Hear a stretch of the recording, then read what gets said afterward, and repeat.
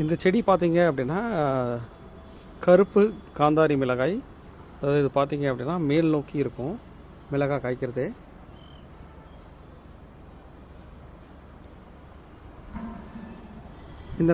இதோட விதைகள் பார்த்தீங்க அப்படின்னா மாடித்தோட்ட நண்பர் ஒருத்தர் வந்து எனக்கு இதோட விதைகளை வந்து பகிர்ந்தார்.